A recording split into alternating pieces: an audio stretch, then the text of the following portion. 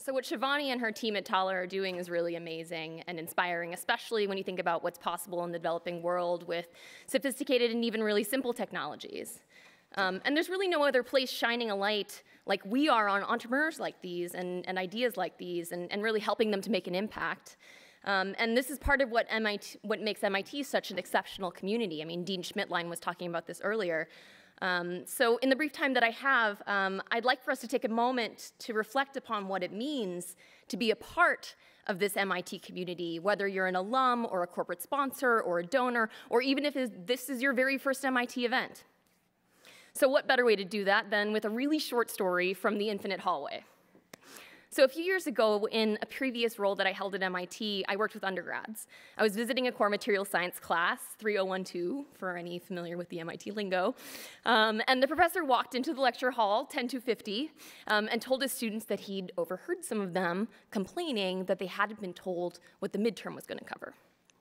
So of course there was this cartoonish scramble as all the students dove for their laptops and their notebooks, and then the room got very, very quiet. But he didn't tell them what was going to be on the exam. He said, and I'm paraphrasing, "If this is how you've been feeling, there's something really important that you need to understand. The TAs and I are here to answer your questions, but it's up to you to come and ask them. So do not treat your time at MIT as though being here is simply a privilege.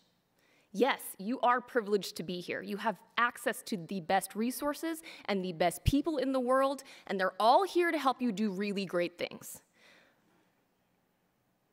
But you have a duty, and you have a responsibility to use those resources and to seek out the answers to your questions, otherwise you don't deserve to be here." We are all privileged to be here in this room today, asking questions and seeking answers.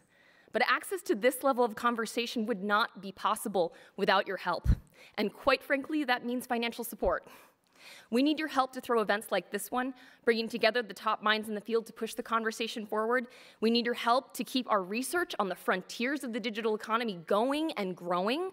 And we need your help carrying the torch for inclusive innovation and a future of work that works for everybody. So if you can make a gift to the MIT IDE and become one of our stakeholders, we'll keep invites to events just like this one coming, where you can hear from thought leaders and have your voice heard as well. And if your company would be interested in joining the IDE's corporate membership program, which also includes seats at our events, early access to research results, and other benefits, please come talk with me, Christie Coe, or David Verrill at the reception. If you're already supporting us, we sincerely thank you. At MIT, there's this acronym that you'll see on students' laptops and t-shirts. It reads IHTFP. And during happy hour at the Money, that can stand for I have truly found paradise. But of course, during finals week, it stands for I hate this place. And I left out the F. So today, I'd like to suggest a new interpretation for the alums in the audience in particular. I'm honored to fund in perpetuity. And on that note, I'm going to hand it over to my colleague Andy McAfee to give some very brief closing remarks, and then we will break for the reception. Thank you so much.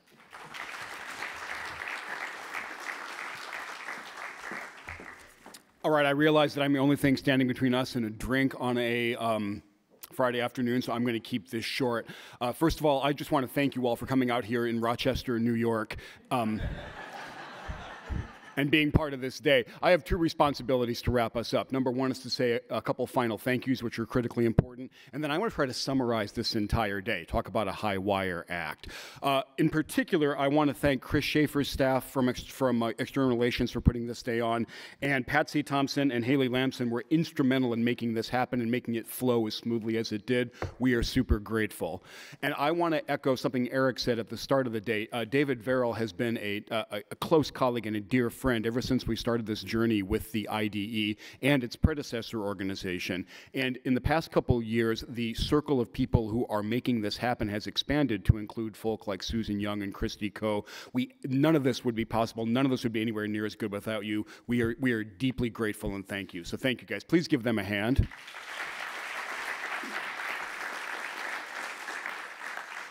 All right, so what the heck happened today? It struck me that a couple different things happened. First of all, this was a classic MIT drink from a fire hose.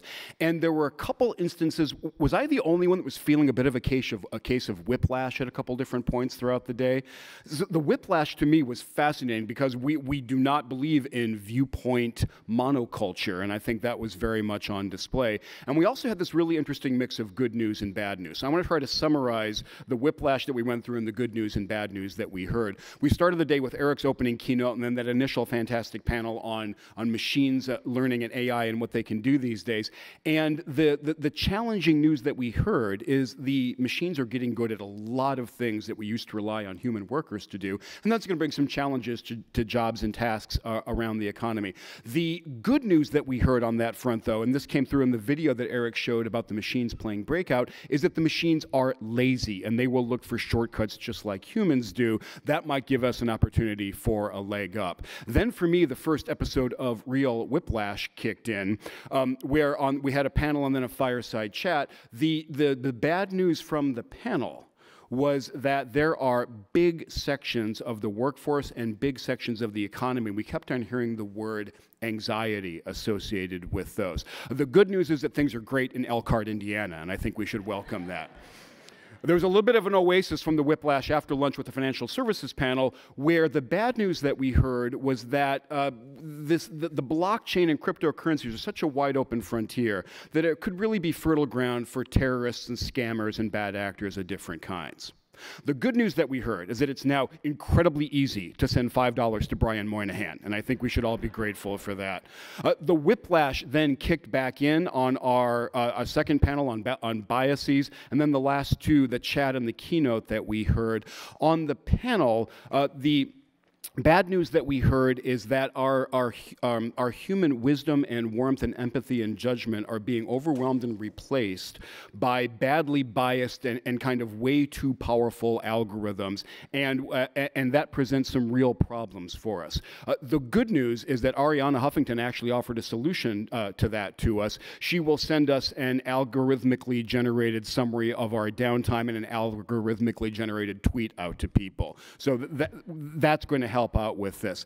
Then we had a fireside chat with Danny Kahneman, and the good news there is that we got about a half hour with one of the living legends of the social sciences, the only non-economist to win, the first non-economist to win the Nobel Prize in economics. The bad news was that he basically told us how much we suck. Then Sinan kept that one going by the bad news was that, just to reinforce, what we wise, empathetic people do is spread fake news at an unbelievable clip around the world, just with just demonstrable speed and lack of attention to the truth. The good news is that he had the fantastic taste to dress in black while he was telling us that news.